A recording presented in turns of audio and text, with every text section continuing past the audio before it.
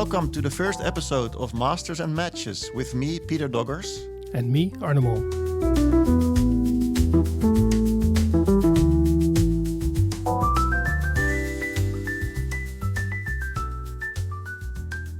Peter, can you tell the audience something about yourself?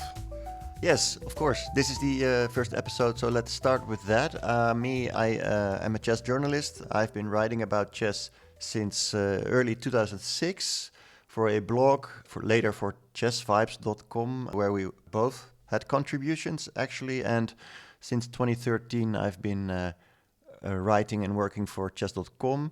And last year, I published my book, The Chess Revolution. So what about you? Yeah, my name is Arne.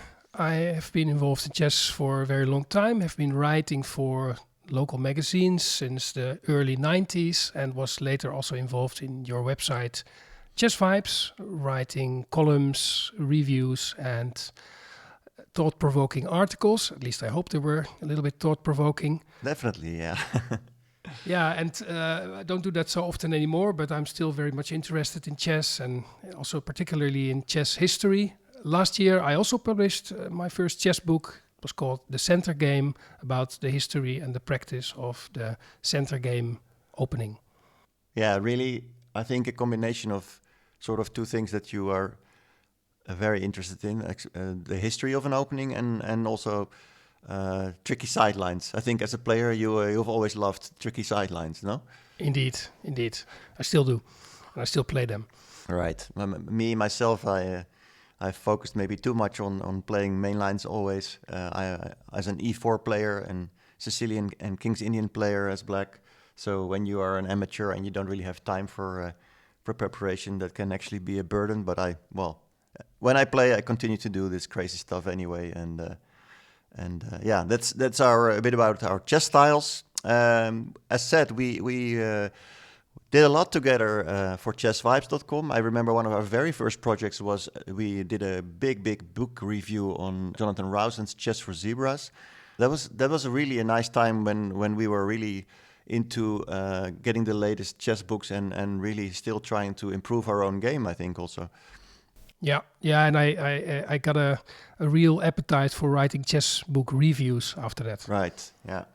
Well, we are moving to what is the main topic of this first episode.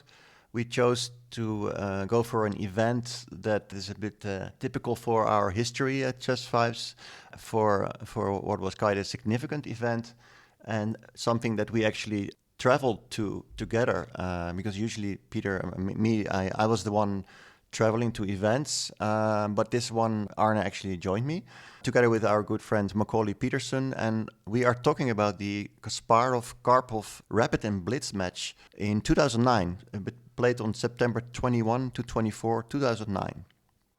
Yeah, it was in Valencia in Spain. I remember it very well, even though it's quite a while ago. It was quite exciting to see Karpov and Kasparov, although actually for me it was not the first time. I saw them already in 1988 for the first time at the Optiebeurs tournament in Amsterdam. And I even got an autograph from Kasparov at that time. So that was a really nice experience, but the 2009 tournament in Valencia was in a different league. It was also early days, I think relatively early days for Chess Vibes. Peter, why don't you tell something about how Chess Vibes came about and what was going on at the time? Yeah, well, I had founded my blog in February 2006 and gave it a new name on actually January 1st, 2007, chessvibes.com. And it became quite popular because of a lot of video stuff that I was doing, especially at the Zee tournament in 2007, where I was filming all the press conferences and the sessions where the grandmasters were explaining their game in the press room. Those were very popular. So I continued to do a lot with video besides the regular writing. And by the way, before I forget, I was thinking also, when did I see Kasparov and Karpov for the first time, let's say IRL in real life? I think I saw Kasparov first in the 1995 VSB tournament in Amsterdam. It was like a memorial for Max Euwe, and the VSB was a bank in those days. And this was a vivid memory because the day I visited, I think it was the last round. I remember seeing Kasparov very angry walking away from the playing hall. The next day, there were a bunch of photos of him with his facial expressions, and yeah, he was definitely not happy. And I believe it must have been his loss to Jeroen Piquet in the last round. And as a result, Joël Loche won the tournament that year. Wasn't that the episode that Tim Cabet wrote about as well? Yeah, quite possible. Yeah. Kasparov was really, well, we know he didn't lose that often, and when he did, he was not amused. Let's put it that way. So yeah, also early Chess Vibes days is another funny anecdote. This was, I believe, in September 2007. So 2 years before this Kasparov-Karpov match, and 2 years after Kasparov had ended his professional career, which was in Linares 2005. I remember I was working at my job at the time.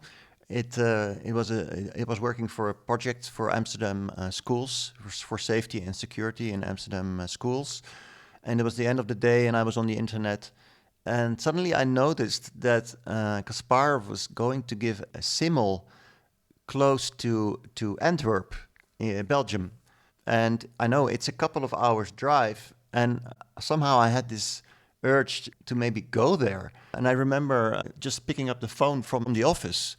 I thought I had to act quickly and very spontaneously. And I think I just called you up and said, shall we go to Kasparov? Indeed. Yeah, I think we took your car at the time, right? Or your brother's car, maybe? Yeah, I think we had a car in those days. Yeah. It's quite possible. But you were probably driving. I think I was. And I also remember we just jumped in the car and we decided to go to that simul. So as I said, we were leaving from Amsterdam. It is a couple of hours driving. And I remember we got lost because the thing is, this was a few years before Google Maps appeared on smartphones, so we did not have maps. And I remember actually calling a mutual friend of ours to help us. He was going to help us from his desktop computer. His name's Henk-Jan Visser, and he opened up Google Maps, which did exist on desktop already.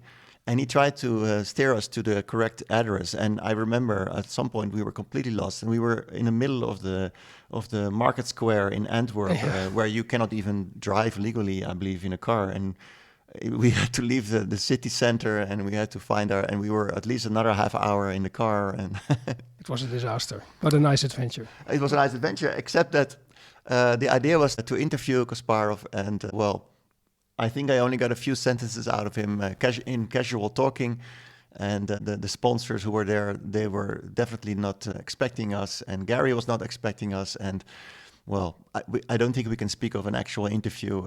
It was a bit of a disaster, actually. We tried.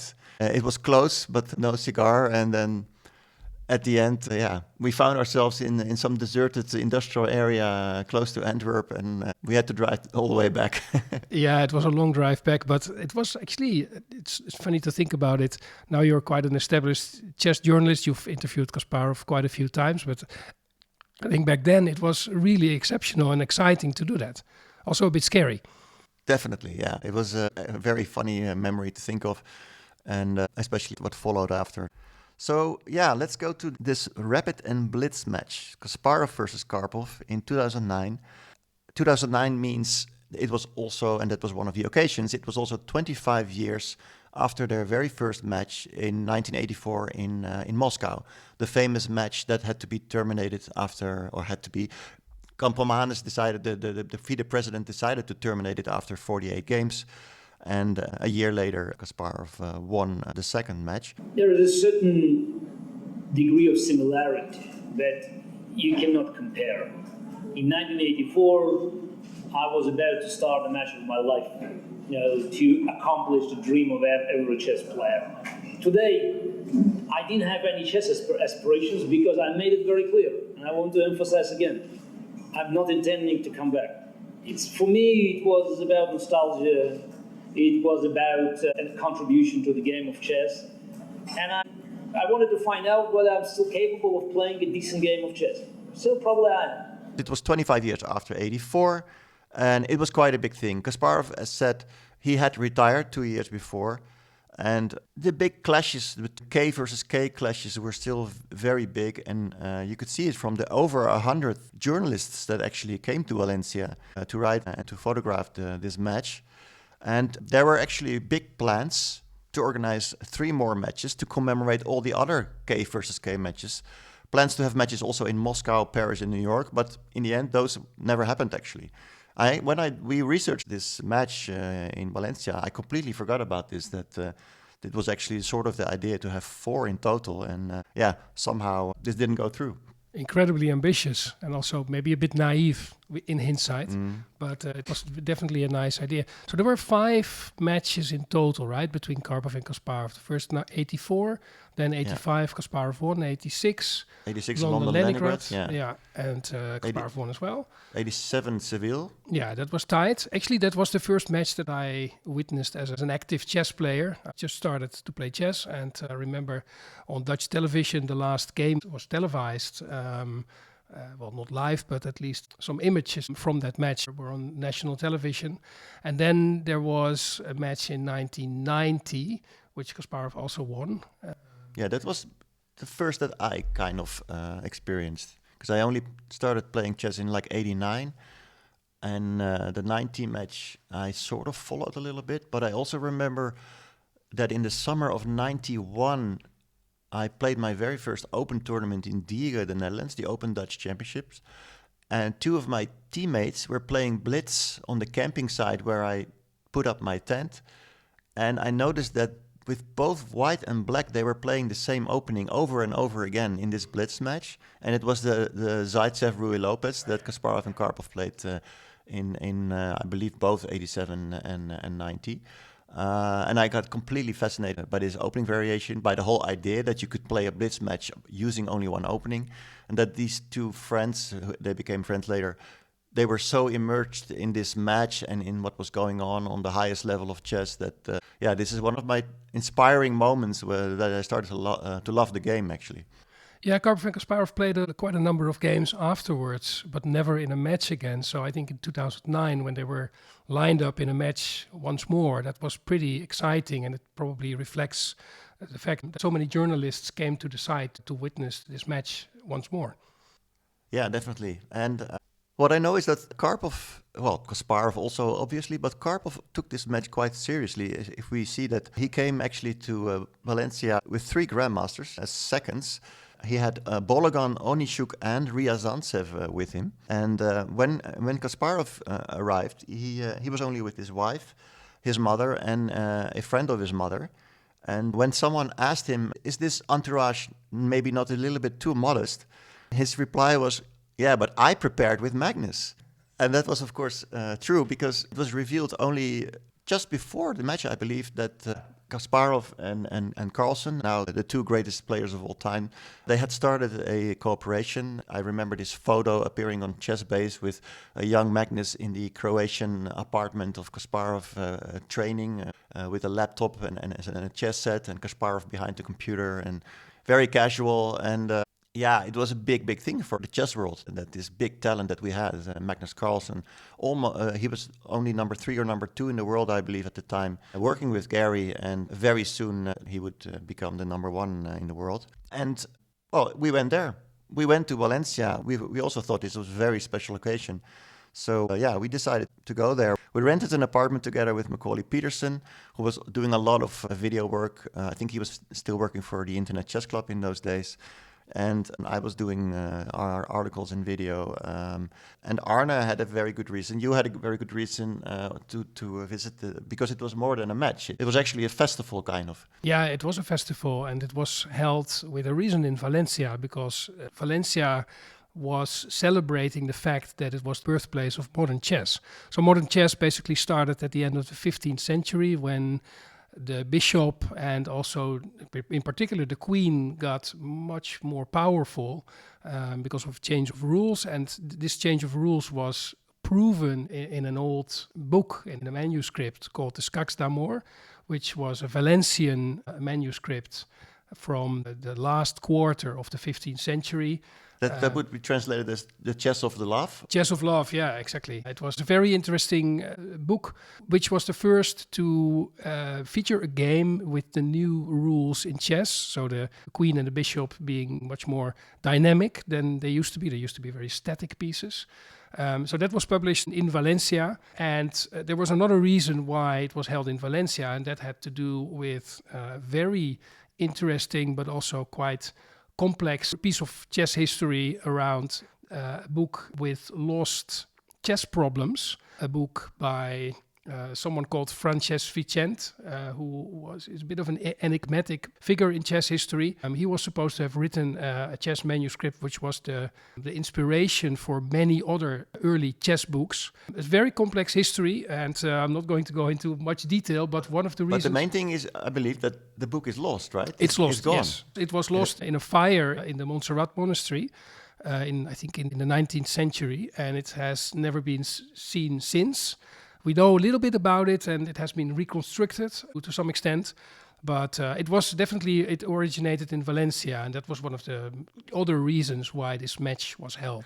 And what we all know, I believe, to be the oldest surviving book on chess, isn't that the one by Lucena? Yeah. And there is a relationship between the book that is lost from Vicente and the one by Lucena, right? Correct. It's a very archaic piece of history, but the theory is that most, if not all, of the chess problems in the Lucena book were actually originally in the Francesc Vicent manuscript, which was now lost, so it's difficult to prove. But there are many chess historians who believe this to be the case, and actually one of them was the Russian player Yuri Averbach. He was also in Valencia at the time. Right. Yeah. Auerbach, famous for many years. He was the oldest living grandmaster in the world, but also a big chess historian. And if I remember correctly, he was perhaps the first to point out this relationship between these two books. Yes, he was very early to the party. He already did that, I think, in the early 80s. He wrote a book about it, and it was later confirmed to be, well, probably true. And he was one of the people in Valencia giving a lecture about this topic. So that was, I didn't know that up front, but that was a nice bonus to see Averbach giving a lecture on this very complex historical chess topic. Mm-hmm. Great, yeah. And I wanted to ask you one more thing about one of the other lectures, because when I was doing my research for the Chess Revolution, we also discussed this famous Book of Games, an amazing book from the 13th century. And I think, you have to tell us a little bit about the lecture about that one as well. Yeah, there was a lecture by Bernd Schädler on it. He is a chess historian who wrote a book about the Book of Games. So that's a manuscript from the 13th century. It's not only about chess, it's really famous. I think most people have seen some images from that manuscript. It's the manuscript featuring all the pictures of medieval people playing chess and backgammon and other type of board games, where you see people from different religions, from different genders, different walks of life, all being united by playing games together. It's a masterpiece of chess. Of course, it's older than modern chess. It's about medieval chess. It features many problems that you can still study and even are being studied still today. And it was actually for me the first time to learn about it during this Valencia lecture episode. And actually, I saw it last year in El Escorial library in Spain, close to Madrid. It was absolutely fascinating to view that. So it was one of the topics of the lectures that were held in Valencia. I think one of the most interesting ones. Yeah, that's definitely on my bucket list. The next time I'm going to be in Madrid, I will really want to go to El Escorial. By the way, which was also the location of the candidates match between Jan Timman and Nigel Short in the early 90s. But that's where the library is, and that's where this beautiful book, there's only one copy of it, and you can see it on display there. I use this book in my book, The Chess Revolution, as an example of showing how important chess was from its earliest days, because in this book, as Arne explained, they are talking about different board games. But this book at some point early on writes that we're going to discuss chess first, because chess is, I believe, the most noble or the most interesting game of all. So already in the 13th century, they were placing chess, I guess, slightly higher than the other board games. Another very interesting lecture was by José Garzón. He is actually one of the key people key historians who wrote about this Francesc-Vicent manuscript. He gave a lecture about what he believed is the original sequence of events in the late 15th century, and the fact that this lost manuscript was the source for not only the Lucena manuscript, but also other manuscripts, including the Damiano book, which was from the early 16th century. So quite a spectacular theory. I think it's still not finally, let's say, proven, but it was quite convincing. And actually, I met with Garzon after the lecture and talked with him quite at length because I was very interested in this whole topic and I had many questions. And he was kind enough to give me a copy of his book, a very big book. I have it in front of me on the table. It's several hundred pages about this theory. It's called The Return of Francesc-Vicent. And if I'm not sure if it's still available, but if you're interested, it gives a very detailed account of what probably happened in the late 15th century with the origin of many of those early manuscripts about chess and the chess problems that are featured in those books. It's absolutely fascinating. Right. And I think you also wrote in one of your pieces for Chess Vibes back then, of course, that it is all about modern chess and that it's actually a little bit tricky to determine what exactly is modern chess. I believe most scholars decided that it started with the new rules for bishop and queen, Yes. which became more powerful. The queen that was suddenly able to go everywhere on the board. Some say inspired by Queen Isabella. But for example, it took at least another century, I believe, before castling was universally accepted, right? So what would you say is modern chess? Yeah, I think modern chess, I'm with the Valencia theorists who think that modern chess started with the new powers of the queen in particular. I think that is a good starting point. Castling is something that was featured a little bit later, even in the books by Ruy Lopez. Castling is not common. I think there's still this king's leap happening, some king from e8 to g8, and then a move later, the rook jumps to f8. So of course it's a part of castling in two moves. Castling in two moves, exactly. Yeah, and even the king could sometimes even go to h1 with white or h8 with black, and the rook could go to e1. So it's one of the features of modern chess as well. And then there's the en passant capture as well, which is also not so easy to trace historically. No, all I know about en passant is that it took until somewhere like 1891, one of those years, that Italy was the last country to accept en passant in its official regulations. It could be, yeah. It's still, I think, the number one confusion with people who start to play chess that they don't. It's a very difficult concept. And I think we still receive every now and then. Chess.com still receives an email from one of its members saying that we have a bug on the website because the pawn is disappearing. There's a pawn disappearing. Yeah.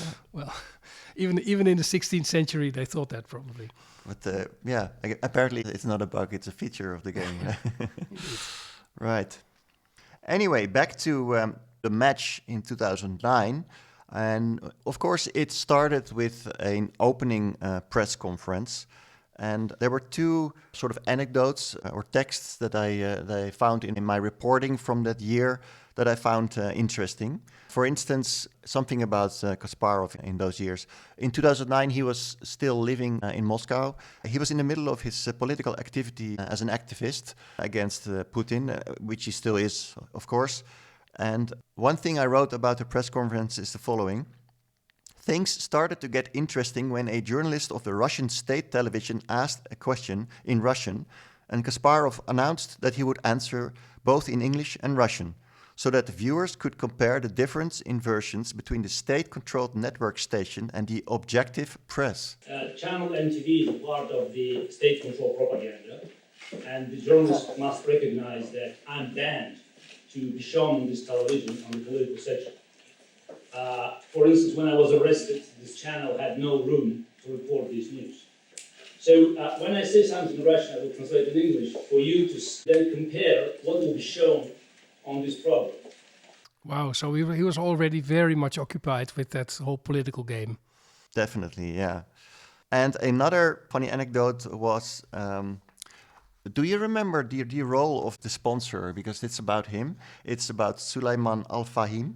Yeah, he managed a football club, right? There was a relatively short Q&A, which needed to be translated from English to Spanish and the other way around. And it ended with a rather embarrassing question to Suleiman Al-Fahim, who was asked whether his club, Manchester City, was interested in buying Spanish soccer star David Villa. Al-Fahim pointed out that perhaps the journalist should ask the owner of Man City rather than the owner of Portsmouth. Yeah, he was the owner of Portsmouth. Yeah. So once the match started, what happened, Peter? Can you maybe take us through some of the games and the? Yeah. Well, the first day was not the best day for Anatoly Karpov. He actually, it was scheduled to have 2 rapid games, and he lost both rapid games on time. So he was just struggling with the time control, I guess, and he was just too slow. And to be honest, that was a little bit the story of the remainder as well, because later on in the blitz, we would also see him struggling with the time. We played interesting games, but 5, because I was absolutely out of fighting mood after I lost on time completely winning position. And so it changed completely the match and the nature, so what to say. I played good. The first 4 games I played quite well, even I lost game 3, but it was a big fight. And of course, game 4, this was just as easy win as it only could be. But somehow I did not feel the time, actually. And I thought I still had 5 or 6 seconds. But probably because we had increment 5 seconds in rapid chess. And so in my mind, it was still that I make move and I have 5 seconds. But it was 2 seconds for blitz. And unfortunately, it was decisive for the whole match. Yeah, it was the second day that they played 1-1. So the rapid section ended in a 3-1 victory for Kasparov. And then, as said, they played 8 more blitz games. And that was won 6-2 by Kasparov. So quite a convincing victory for Garry. Maybe not so surprising because, it was only 2 years after his retirement, right? Yeah. What I remember as well is that they played chess openings from their old matches a lot, right? So they played the Grunfeld defense, they played the Queen's Gambit declined, which were, especially in those early matches, they played that a lot. I still wonder if they did that on purpose, maybe for nostalgic reasons, or whether they simply didn't keep up with modern chess openings. It was quite striking that they played these openings from their old matches again. Yeah. True. Yeah, it was kind of nice. Also, it was nice. At least for a opening theoretical perspective, you could see there's a little bit of a continuation of their incredibly long series of games that they've played against each other, which is just it's amazing. Even in blitz, it was very, very important theoretical duel. With white, I played this Grunfeld defense, and this is new, completely new for chess theory. What we did in most of games, and Kasparov played move f3 in game number 3, I think, which is also novelty in chess. Kasparov had not retired for that long. Would you say that he was still on the top of his game if you look at this match? Not really, in the sense that I think it was quite clear that he was so busy as a political activist, and chess was not the first thing on his mind anymore. But at the same time, you cannot lose too much of your skills in a period of 2 years, of course. And when he got going at the board, his chess was still very powerful. It goes away if you don't play for so long. You know, the tension before the game, the openings, what is going to happen. But when it started, to my surprise, I was much more quieter, and I think that had huge effect on my opponent, who probably expected me to be a little bit more shaky today. Karpov wasn't that old yet either, but still, there is, I think, almost a decade in between their age. So, you could see that the years were counting a little bit more for Karpov already. Maybe his seconds should have told him to play a bit quicker. Yeah, exactly, yeah. More on intuition. Yes. There's nothing wrong with Anatoly Karpov's intuition, so he should have used it more, maybe. Pity that we both lost the same pace we used to play with in blitz, because we were known to be very fast and very deadly blitz players. But still, even in blitz, there were a few decent ideas. I wanted to read a little bit more from my reporting back then, because it gives a little bit of an idea of how the things were going. The fourth game turned out to be crucial for this blitz match. After another very strong performance, Karpov lost on time in a winning position. Between the games, there was a 10-minute break 3 times, but at halftime, the pause was half an hour, but still not long enough for Karpov to fully recover. Yeah, you could see that he was suffering from the fact that he was actually not playing that badly, but he just needed too much time on the clock. So I continued writing. In the next 3 games, Kasparov completely dominated. Karpov was constantly down on the clock and simply played his worst chess of the whole match. A quick draw in the last game ended the torture, after which the players went to the press room, a 5-minute walk from one side of the Palau to the other, for the last time. So what I noticed, this was agreed beforehand. I don't really understand why. There was still maybe a little bit of rivalry, but apparently they addressed the media separately. So they gave sort of press conferences separate from each other. And, well, Kasparov, he was quite pleased with his play, of course, and Karpov basically admitted that he had lost motivation at some point. But there was also a joint press conference later on, right?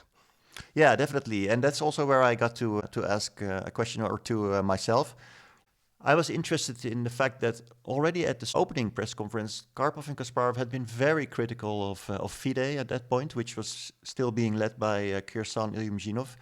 And they really felt that Ilyumzhinov had screwed up the World Championship cycle with shorter time control, and also this World Cup that played an important role, where you also see rapid and blitz games. And Karpov and Kasparov really loved the old cycle, the old format, where you play only long games, up to 2.5 hours for 40 moves. Basically, the idea that the longer your thinking time, the higher the quality of the chess, and that is what should matter, right? The classical matches. In classical matches, yeah. It was years before Rapid and Blitz became so popular, and online chess became so popular at the top level as we see nowadays. And Kasparov and Karpov basically also pointed out that there was much bigger media attention for them and for their type of chess, the slow classical chess, and for the big figures that they were. And seeing the more than 100 journalists coming to Valencia to see them again, that basically confirmed to them that they were the ones who were still attracting more media attention than what was happening among current top-level chess. The very fact that the match between 2 retired champions caused more media frenzy than any other chess event tells you about the current state of affairs in the world of chess. I think it shows total failure of FIDE as the ruling international body of chess, because they failed for many years to attract any corporate sponsorship and to bring chess to the limelight, as it was when we played Karpov real matches. So on my question, what in Kasparov's opinion had to be the first thing to change in the chess world to bring that media attention to current top events, he repeated what he and Karpov had emphasized at the press conference before the match, that FIDE was responsible for everything that went wrong in the past 15 years. He added that as long as the top players would still be accepting the actions of the Kalmykian president, the situation wouldn't improve. But I don't play a role in that anymore. I can offer them my help, some advice, but nothing more, said Kasparov. I can hope for better, and I'm always happy to help. But I'm no longer a driving force there. I can only be of assistance.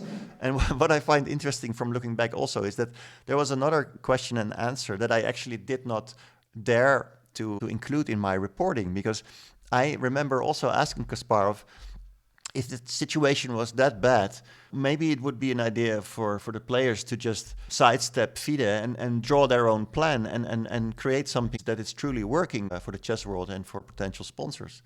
Look, Kasparov, you probably remember that Kasparov reacted very angrily. I was shocked, actually, when he said that he had apologized many times already for the mistake that he made by founding the PCA, the Professional Chess Association, in '93. The organization that he started with Nigel Short, and they played their match in '93 under the PCA, and then there was the Kasparov-Anand match and also the Kasparov-Kramnik match outside of FIDE. And we all know that for more than a decade there was a big turmoil in the chess world, and there were basically 2 separate titles. And Kasparov, I know that he also has written that he sees it as one of his biggest mistakes when looking back. I wasn't really referring to the PCA. I was just asking. Giving it as an example. And it was, and he immediately felt it was an attack on him again on doing that back in the day. So I remember being quite blown away by his answer. But at some point, you went your own way. Yeah, you want to blame me again? It's already. I made many mistakes in my professional life, and I confess them. I think Kasparov he was back then, and probably still is, quite skeptical of journalists sometimes. I also remember at that same press conference, someone from the Valencian chess history community asked him, well, what do you think of the lectures and of the fact that modern chess originated in Valencia? And he also responded quite non-committal, saying, well, yeah, I was in Salamanca last year and they asked me the same thing about Salamanca. I don't know where it originated. And frankly, I don't care that much. So much for the proud Valencian historians and getting a nice answer from the former world champion. Right, yeah.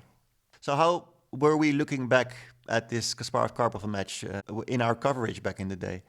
Yeah, we wrote the following. The Valencia match has merely confirmed what we already knew about Anatoly Karpov. He hasn't been spending much time on chess in recent years, and therefore his level of play is slowly getting worse, although he'll never lose his beautiful classical style and occasional brilliance. Garry Kasparov, who is set to play online regularly, who is still busy writing about chess, and who has started working with Magnus Carlsen, he still plays at the highest level, and he hasn't lost his attractive dynamic style either. It does make you wonder how he'd do against today's elite players. Yeah, that's what we've wondered for many years, of course. And luckily, we've been able to see a little bit of it in subsequent years because, he's making an appearance at the St. Louis Chess Club every year in the fall. And he has played different types of chess, chess 960, classical chess, rabbit and blitz now. I remember in 2017, I was filming there with my camera when he was actually playing basically his first official rabbit and blitz games since retiring. Yeah.